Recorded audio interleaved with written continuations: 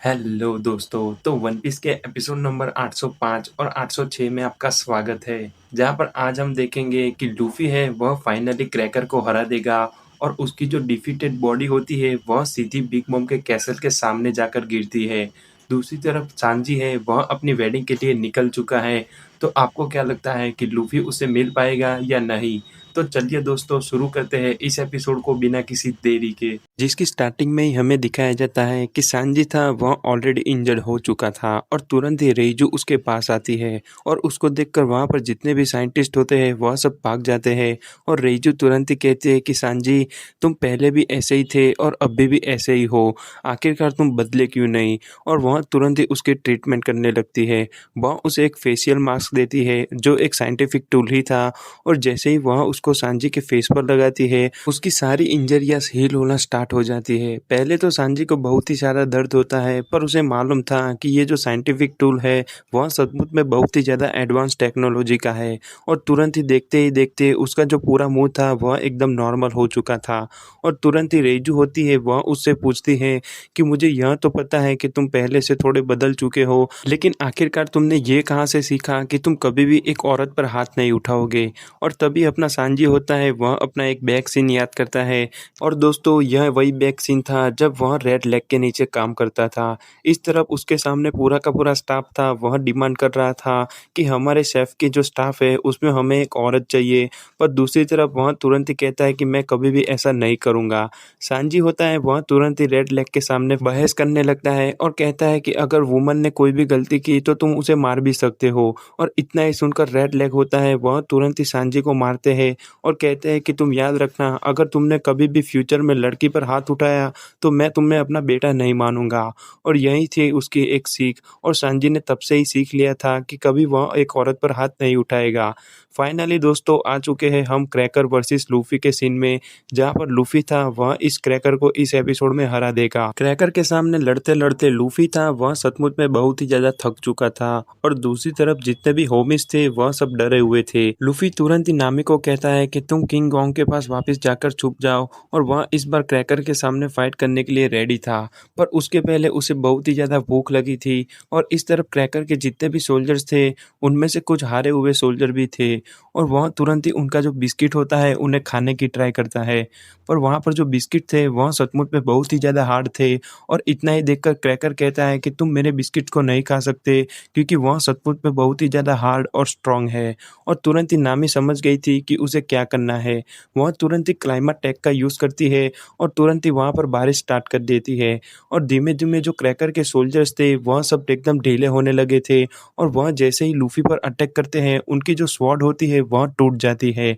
और लूफी को मालूम चल गया था कि उसका जो खाना है वह दौड़ते हुए उसके पास आ रहा है और उसे बस एक ही चीज़ करनी होगी कि पहले वह उसे डिस्ट्रॉय करेगा और वह वन बाय वन जितने भी सोल्जर्स हैं उन सबको खाने लगेगा। इस तरफ क्रैकर था वह तो कुछ भी नहीं समझ पाया कि आखिरकार उसके सोल्जर के साथ हो क्या रहा था और वह कंटिन्यूसली जितने भी सोल्जर्स होते हैं उन्हें बनाने लगता है। पर लूफी होता है वह यहाँ पर रुकता नहीं है, वह वन बाय वन क्रैकर के जितने भी सोल्जर्स थे वह पहले गीले होने देता था और उसके बाद उन्हें खाने लगता था। पहले तो क्रैकर समझ गया था कि यहाँ पर कुछ ना कुछ गड़बड़ ज़रूर है क्योंकि उसके बिस्किट के सोल्जर बहुत ही ज़्यादा वीक होने लगे थे और नामी थी उसे मालूम था कि उसने इस बार लूफ़ी की बहुत ही अच्छे से मदद की थी। पर तुरंत ही वह कहती है कि लूफ़ी हमें यहाँ से निकलना होगा और एक रिवर के पास जाना होगा जिससे हमें और भी ज़्यादा एडवांटेज मिलेगी। और वह तुरंत ही वहाँ पर जो एप्पल जूस की रिवर होती है उसके पास जाते हैं और लूफ़ी होता है वह तुरंत ही वहाँ पर जितने भी बिस्किट सोल्जर होते हैं उन सबको भिगोने लगता है और वन बाय वन जितने भी सोल्जर होते हैं उन्हें तेजी से खाने लगता है।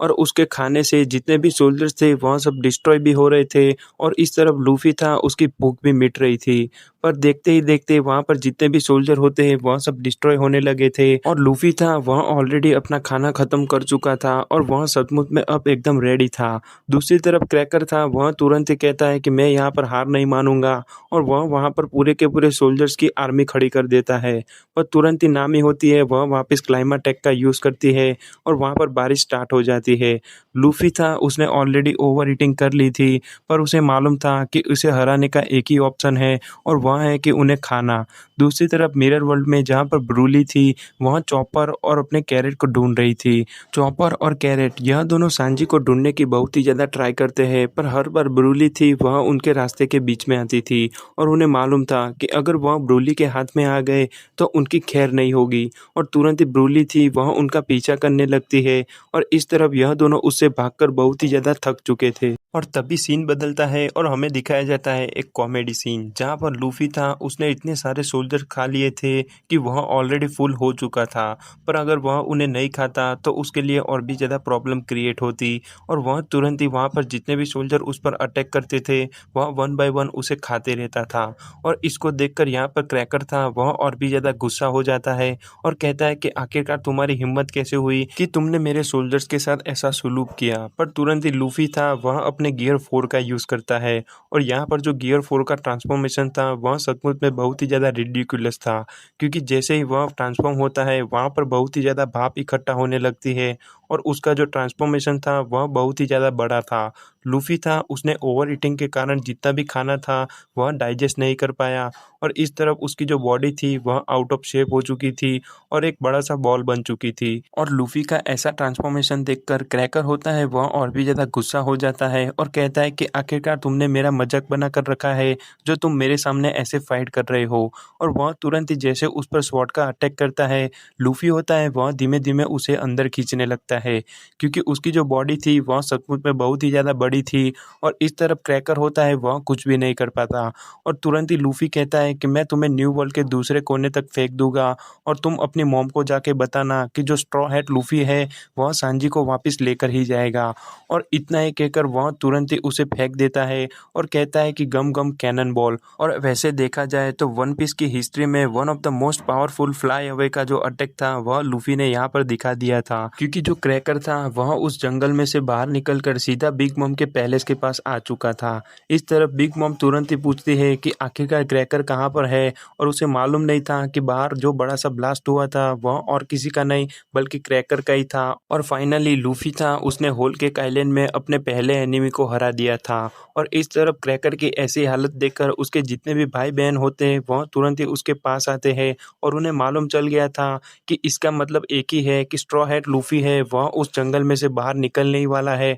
और उसने one of the three sweet general को हरा दिया है। और लूफी था वह तो और भी ज़्यादा बुरी हालत में था, क्योंकि उसने इतने सारे बिस्किट खा लिए थे कि वह हिल भी नहीं पा रहा था और ना ही सेलिब्रेशन कर रही थी। तुरंत ही वहाँ पर जितने भी होमिस थे वह सब तो डर जाते हैं कि आखिरकार उन्होंने क्रैकर को हरा दिया है और इसका मतलब एक ही है कि अभी दूसरी बार और कोई नहीं बल्कि बिग मॉम उनके सामने आएगी। और तभी हमें दिखाया जाता है कि जो बिग मॉम है उसने कुछ एलिमेंट्स को भी अपनी सोल दी हुई थी और उसमें से पहला था जो उसके राइट हैंड में रहता था वह था ज़्यूस, जिसके पास लाइटनिंग पावर थी। और जो उसके लेफ्ट हैंड में रहता था वह था अपना पैरामिथियुस, जिसके पास फायर की पावर थी। और इतना ही कहकर इस तरफ पाउंड था वह कहता है कि हमें संभल कर रहना होगा, पर तुरंत ही लूफी कहता है कि मैं चाहता हूँ कि हम जल्द से जल्द सांजी से मिले, क्योंकि पुडिंग ने हमें कहा था कि वह सांजी को इस आइलैंड पर लेकर आएगी, पर सांजी तो यहाँ पर है ही नहीं। इसका मतलब एक ही है कि वह अपनी वेडिंग के लिए निकल चुका है। और नामी थी वह समझ गई थी कि उन्हें जल्द से जल्द यहाँ से निकलना होगा, क्योंकि क्रैकर ने कहा था कि जो विंस्मोक फैमिली है वह इस टाइम पर यहाँ पर आने वाली है। और फाइनली सीन बदलता है और हमें दिखाया जाता है कि चॉपर और कैरेट जो ब्रूले से छुप रहे थे और अचानक ही वह एक्सीडेंटली सांजी को ढूंढ लेते हैं।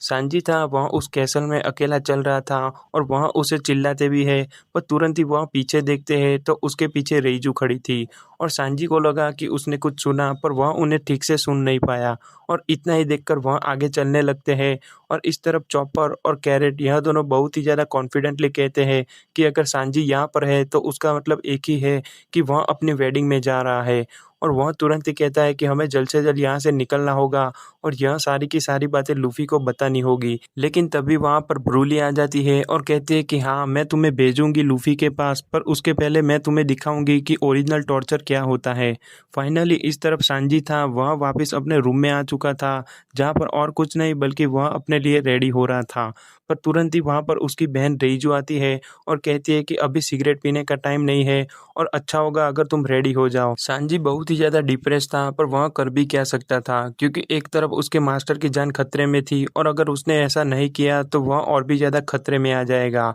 वह तुरंत ही रेजू के साथ आगे बढ़ता है और देखता है कि वहाँ पर उसकी फैमिली पूरा इंतज़ार कर रही थी और वह तुरंत ही एक रेड कैप को पहन लेता है और जैसे ही वह उस सीट में चढ़ता है, वहाँ पर अपना जो योंजी होता है वह उसका मज़ाक उड़ाता है और कहता है कि मुझे नहीं लगता कि ये जो कैप है वह तुम्हें सूट कर रही है और तुम्हें क्या लगता है कि तुम पायलट की ज़िंदगी इतनी आसानी से भुला दोगे? और तुरंत ही वह लोग वहाँ से निकल पड़ते हैं।